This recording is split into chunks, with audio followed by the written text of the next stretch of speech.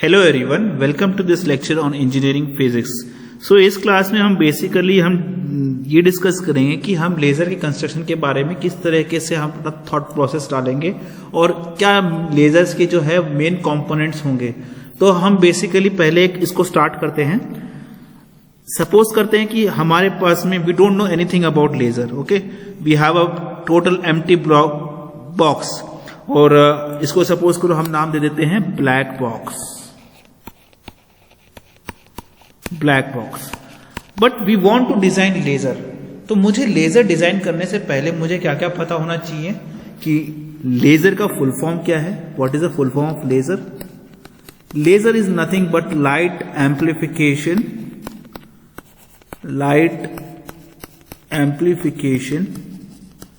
Bye stimulated emission of radiation. ठीक है, और अब मुझे पता चल गया कि लेजर का ये फुल फॉर्म होता है कि लाइट, इसमें बेसिकली मुझे क्या करना है, I have to amplify the light with the help of the stimulated emission of radiation. Okay, so in the previous classes we discussed about the characteristics of or the properties of lasers. So basically laser follows three properties, that is it should follow coherence, it should follow monochromaticity and it should be collimated. Okay, apart from this हमने ये भी discuss किया था कि laser action theory किन किन process पर dependent है। तो basically we discuss about all this process, absorption, spontaneous emission and stimulated emission. तो अब इन सभी चीजों को कंबाइन करके हम ये सोचेंगे कि हमारा लेजर कैसे, बेसिक कंपोनेंट्स क्या यूज होंगे लेजर में, लेजर को कंस्ट्रक्ट करने में, उसके बारे में हम इसमें जानने की कोशिश करेंगे। अब देखो, जैसा कि हमें पता है कि एब्जॉर्प्शन क्या होता है। एब्जॉर्प्शन एक प्रोसेस होता है जहां पे मुझे एनर्जी अप्लाई की जाएगी। तो क्या होगा, जो मेरे एटम्स और इलेक्ट्रॉन्स हैं जो कि ग्राउंड स्टेट में है, that will go to higher energy state.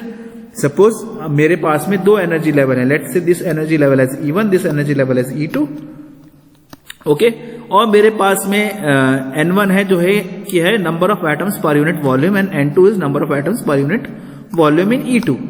तो ठीक है, so whenever you are applying energy, what is happening, this excited electron the electron is excited and moves to the upper level or the excited state. It moves from the ground state to excited state. So देखो, अगर मुझे कोई भी दो energy level चाहिए तो उसके लिए मुझे एटम की तो जरूरत पड़ेगी ना। किसी भी मॉलिक्यूल का स्ट्रक्चर ही तो ये बताएगा कि उसमें एनर्जी लेवल्स हैं या नहीं है। अब बेसिकली तो पहली रिक्वायरमेंट मेरी क्या होगी कि I need some kind of atom, I need some kind of molecule that is having energy levels in it. Okay, पहली कंडीशन ये होगी। अब कोई भी एटम चलेगा नहीं, ऐसा एटम जो कि लाइट को एम्प्लीफाई कर सके और पॉपुलेशन इन्वर्शन, है ना, पॉपुलेशन इन्वर्शन प्रोसेस को कंप्लीट करने में हमें हेल्प करे, that is required in a laser. So that type of medium is called as active medium. So हम कह सकते हैं कि हमारा पहला जो मीडियम होगा, पहला जो कंपोनेंट होगा वो होगा active medium. Okay, so basically इसमें हम क्या करेंगे, हमें कोई भी एटम, कोई भी मॉलिक्यूल हो जिससे कि मैं लाइट एम्प्लीफिकेशन करवा सकूं, such that there is population inversion, okay, that is called as active medium. अब मेरे पास में एक्टिव मीडियम तो आ गया। अब मीडियम को ऐसे ही रखूंगा तो उसमें से क्या लाइट निकलेगी? नहीं, I need to go through all these processes, that is absorption, spontaneous emission and stimulated emission. And how is it that possible? जब हमारे पास में कुछ एनर्जी इज अप्लाइड। अब एनर्जी ऐसे तो लगेगी नहीं, it needs some source. Okay, so that source which provides an energy to the atoms in the ground level to go to an excited state, that source is called the pumping source. ठीक है, pumping source basically क्या करता है, किसी भी atom को जो कि मेरा ग्राउंड स्टेट में है, it will excite and bring it to the higher energy state. Okay, so that source is called as pumping source, basically energy apply करने का सोर्स। अगर मैं कहूं ब्रॉडली तो सेकेंड कंपोनेंट मेरा जो हो जाएगा वो हो जाएगा मेरा पंपिंग सोर्स। ठीक है, अब मेरा इलेक्ट्रॉन क्या है, वो ऊपर की तरफ आ गया है। अब whenever it is come up to the higher level, it will emit because of spontaneous emission. Okay, और जब भी वो स्पॉन्टेनियस एमिशन की वजह से जब मेरा एटम वापस नीचे आएगा, it will emit some form of radiation equal to H mu form में, बट वो रेडिएशन इतनी ज्यादा नहीं होगी। तो इसको एम्पलीफाई करने के लिए what I will do is I will use 2 mirrors. Okay, 2 reflecting surfaces I will use. What will happen because of this reflecting surfaces? This will oscillate. This energy will oscillate between the 2 mirrors, and again this E equal to h mu will be reflected, and it will cause the atoms in the higher energy state to get excited and release more number of photon particles. Okay, so इस वजह से क्या होगा, मेरे जो cavity है, cavity के अंदर इंटेंसिटी लेजर बीम की बहुत हाई हो जाएगी, और इस तरीके से हमें लेजर का आउटपुट मिल सकता है। ठीक है, सो थर्ड सोर्स हम कह सकते हैं ऑप्टिकल रेजोनेटर। सो बेसिकली कोई भी किसी भी टाइप का लेजर मुझे डिजाइन करना हो, these 3 components are very much necessary. ठीक है, तो हमने स्टार्ट किया था एक ब्लैक बॉक्स से, अब हमारे पास में 3 चीजें आ गई है। So let's study each of them. Okay, first of all is components of laser. So basically a laser has a system, has 3 important components. First one is active medium. Okay, second one is pumping source, third one is optical resonator. Active medium क्या होता है पहले हम देखते हैं। So the active medium is nothing but it consists of, जैसा कि मैंने कहा था, it consists of atoms, molecules or ions in solid, liquid or gaseous forms which is capable of amplifying the light waves, or a medium in which light gets amplified is termed as active medium. तो ऐसी चीज, ऐसा medium होता है। Basically medium क्या consist करता है, atoms consist करता है, मॉलिक्यूल्स कंसिडर कर सकता है, और आयंस कंसिस्ट करता है, जिससे कि मेरी लाइट एम्पलीफाई हो। ठीक है, this is termed as active medium.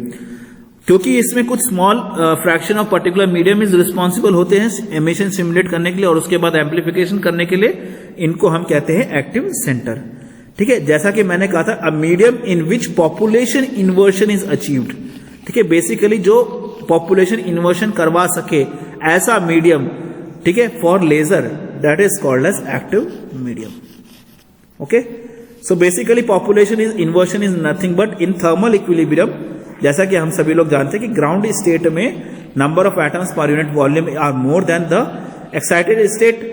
So but whenever energy is applied, what happens? These electron goes to the excited state. Now the excited state has more number of electrons.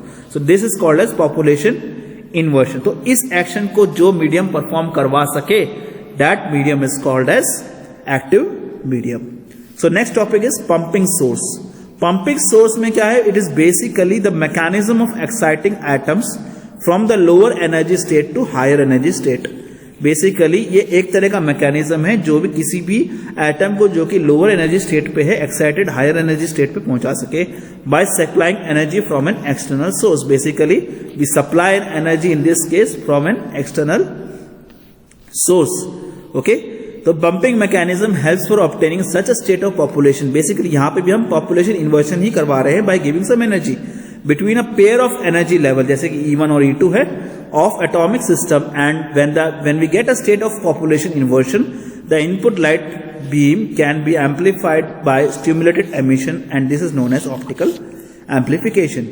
So basically इससे ये हो रहा है कि हमें optical amplification मिल रहा है because you are supplying an energy, an atom is excited, and from that excited atom the atom will form and it fall from higher level to lower level, and it will emit some form of radiation, and such a way optical amplification will take place. Okay, so हम देखेंगे कि most commonly use pumping mechanism क्या क्या था. Different ledgers में हम अलग अलग पंपिंग मैकेनिज्म यूज करते हैं. पहला होता है मेरा optical pumping mechanism. Optical pumping mechanism में क्या होता है कि इसमें जो एटम्स है वो एक्साइटेड होते हैं in the by means of some external optical source. External optical source से वो एक्साइट होते हैं. बेसिकली ये जो टेक्निक है ये ऑब्टेन की जाती है सॉलिड स्टेट लेजर्स में और रूबी लेजर्स में. ठीक है, नेक्स्ट इज इलेक्ट्रिकल पंपिंग और डायरेक्ट इलेक्ट्रॉन एक्साइटेशन. बेसिकली इसमें हम क्या करते हैं, we accelerate the electron to high velocity with the help of strong electric field, and these moving electron और ये जो मूविंग इलेक्ट्रॉन है ये कोलाइड करते हैं न्यूट्रल गैस के एटम्स के साथ में, okay, and that will ionize the medium and thus due to the ionization they get raise to a higher energy level. Ionization की वजह से वो हायर एनर्जी लेवल पे जाते हैं। और this technique of pumping is adopted in gas lasers. Basically gas lasers में इस टेक्निक को अपनाया जाता है, such as CO2 laser. Okay, next one is direct conversion. In this type of pumping, a direct conversion of electrical energy into light takes place. Basically, ये वाली जो pumping है वो हम यूजुअली सेमीकंडक्टर लेजर्स में यूज करते हैं। और भी कई तरह की पंपिंग होती है, जैसे कि इनइलास्टिक कोल्यूशन बिटवीन एटम्स हो सकता है, केमिकल मेथड्स हो सकता है। ये बेसिकली अडॉप्ट किए जाते हैं हीलियम नियॉन लेजर में, डाई में और केमिकल लेजर्स में। Okay, the next one is optical resonator. तो ऑप्टिकल रेजोनेटर क्या होता है? इट कंसिस्ट ऑफ, जैसा कि मैंने स्टार्टिंग में कहा था, it consist of a pair of mirrors, okay, facing each other in between active laser medium is placed. ठीक है, जहां पे हमारा एक्टिव लेजर मीडियम, इन दोनों मिरर के बीच में एक्टिव लेजर मीडियम प्लेस्ड होगा, विच प्रोवाइड्स द एम्पलीफिकेशन।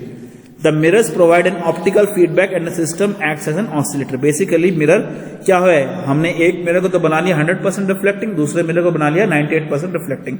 तो जैसे ही हम हमारी एनर्जी स्पॉन्टेनियसली एमिट होती है, वो कहां पे टकराएगी? It will go and collide with the mirror and mirror will reflect it and again it will give some energy equal to h mu, and this will excite the atoms in the higher energy state to come down to the lower energy state. So this way amplification is there. So basically we are providing an optical feedback. So in order to produce a laser, we must collimate the stimulated emission, and this is done by properly designing a cavity. So basically हमने laser की property में देखा था कि we should have a collimation. Okay, so इसके लिए हम लोग क्या करेंगे? एक कैविटी को डिजाइन करेंगे। ठीक है, प्रॉपरली डिजाइनिंग द कैविटी। सो ये एक तरीके से मैंने डायग्राम बनाया है जो कि आपको दिखा रहा है कि a laser cavity resonator with highly reflecting ends. So these are the reflecting ends. One end it is 100% reflecting mirror, another end is semi transparent mirror. Okay, so you can see the stimulated photon is getting amplified over here. Okay, so this is about the components of laser. Next lecture we are going to discuss about the construction of helium neon laser based on this principle.